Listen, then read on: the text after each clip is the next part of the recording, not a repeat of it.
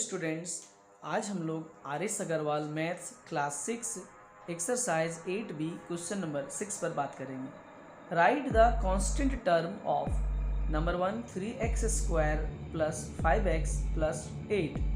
हमें इस क्वेश्चन में कहा जा रहा है कि कांस्टेंट टर्म कौन सा है। सबसे पहले हम लोग देखेंगे यहाँ पर टर्म कितने हैं। तो देखिए, जैसा कि आप लोग पहले से जानते हैं, किसी भी अलजेब्रिक एक्सप्रेशन में प्लस माइनस जो हम लोग यूज़ करते हैं, एक्चुअली में उसी प्लस माइनस के माध्यम से हम लोग टर्म को अलग अलग बांटते हैं, मतलब टर्म को सेपरेट करते हैं। जैसे कि ये 3 के साथ मल्टीप्लाई में एक्स स्क्वायर है, कि 3 और एक्स स्क्वायर दोनों मिलकर के एक ही टर्म हुआ।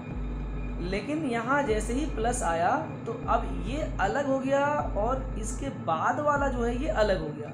मतलब यहाँ से यहाँ ये पूरा एक टर्म हो गया। अब प्लस के बाद जो ये देख रहे हैं हम 5 और x, ये दोनों मिल करके एक टर्म हुआ।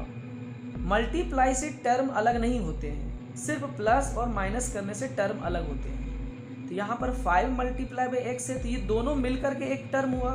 तो एक टर्म ये और ये दोनों मिला करके दूसरा टर्म हो गया।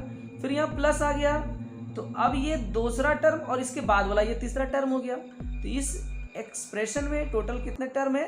तो 1 2 3, टोटल 3 टर्म है। अब यहाँ 3 टर्म है, तीनों टर्म में कौन सा ऐसा टर्म है जहाँ पर कोई वेरिएबल नहीं है, मतलब कांस्टेंट है। कांस्टेंट का मतलब होता क्या है? कांस्टेंट का मतलब होता है नंबर। तो यहाँ पर इस टर्म में देखें तो इस टर्म में हमारा वेरिएबल भी है और कांस्टेंट भी है। तो हम इस टर्म को कांस्टेंट टर्म नहीं कहेंगे। इस टर्म में देखें वेरिएबल भी है और कांस्टेंट भी है, इस टर्म को भी कांस्टेंट टर्म नहीं कहेंगे। बट इस टर्म को ध्यान से देखिए, इस टर्म में मेरा सिर्फ और सिर्फ कांस्टेंट है, तो इसीलिए इस एक्सप्रेशन का कांस्टेंट टर्म हमारा क्या होगा? 8 होगा। नेक्स्ट क्वेश्चन तक देखते हैं। यहाँ पर देखिए ये माइनस आ गया, मतलब ये वाला पूरा मिला करके 2x स्क्वायर एक टर्म और ये 9 जो है दूसरा टर्म हो गया। तो 1 2 ये दूसरा टर्म 9 है। तो इस टर्म को हम तो कांस्टेंट टर्म बोलेंगे नहीं, क्योंकि यहाँ हमारा वेरिएबल भी है, तो इसे हम कांस्टेंट टर्म बोलेंगे। -9 को, तो हमारा यहाँ आंसर क्या हो जाएगा? -9। ये हमारा कांस्टेंट टर्म है। 3 में देखिए सेम उसी तरह से यहाँ भी वेरिएबल है, इस टर्म में भी वेरिएबल है, लेकिन इस टर्म में देखिए कोई वेरिएबल नहीं है। मतलब ये कैसा टर्म है? यस, कांस्टेंट टर्म है। तो हमारा इस एक्सप्रेशन में कांस्टेंट टर्म कितना है? 3/5 है। नेक्स्ट हमारा देखिए last question, z³ minus 2z square plus z minus 8/3।